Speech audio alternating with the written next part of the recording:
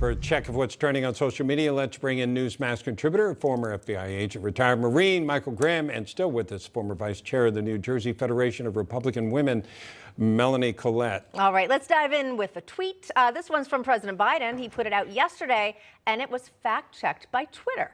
The tweet reads, right now, real wages for the average American worker is higher than it was before the pandemic, with lower wage workers seeing the largest gains. That's Bidenomics. But as Twitter points out, that claim contains a factual error because on March 15th, 2020, when COVID lockdowns began, real wages were at $11.15, adjusted for inflation.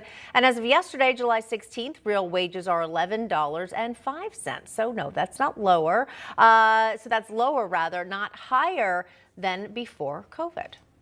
I don't know. I mean, there's so many nuances and details and adjusted for inflation. Oh, yeah. When it can get a little confusing. When it comes to cherry picking, Biden always does that. When he goes out there and makes certain claims, it's like, that's only part of the story.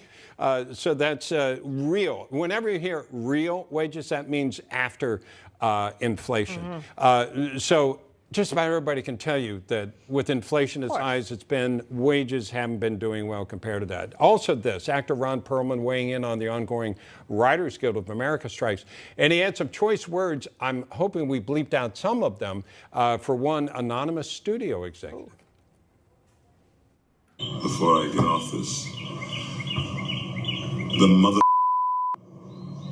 who said we're going to keep this thing going until people start losing their houses and their apartments. Listen to me, mother.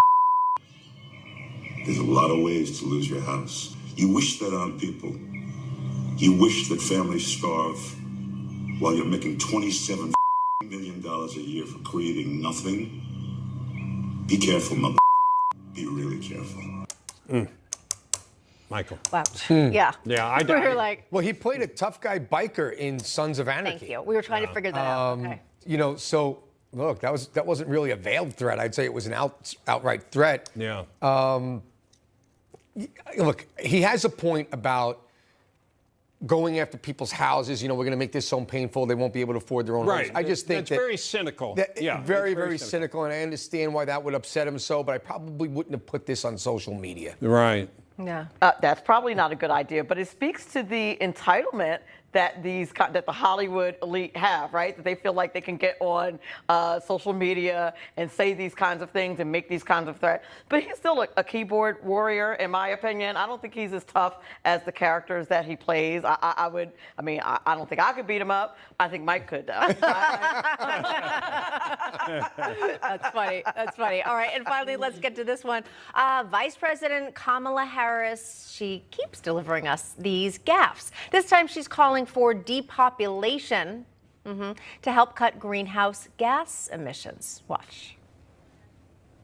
When we invest in clean energy and electric vehicles and reduce population, more of our children can breathe clean air and drink clean water.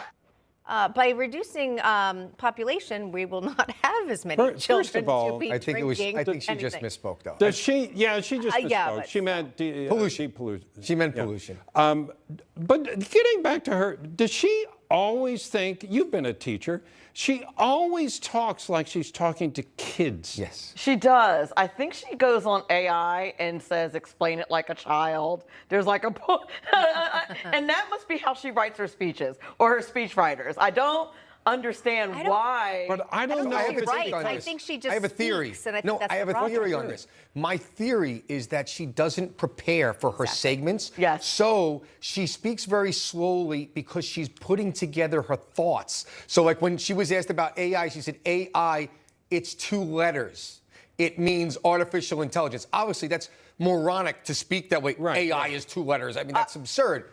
Right? I think you're onto something. I think she's trying to think of what she's going to say, so it's just how some people say, and she's buying time to think because she doesn't prepare before she goes out there. But how are you? But to your point, as a former teacher, those are the kinds of answers that students would give when they haven't prepared. Right. When they haven't There you go. read what they were supposed to read. Right. There You know, is when they confirmed. write a paper and they didn't do the proper Well, research. give a paragraph like that. AI, of course, as we all know, Two letters.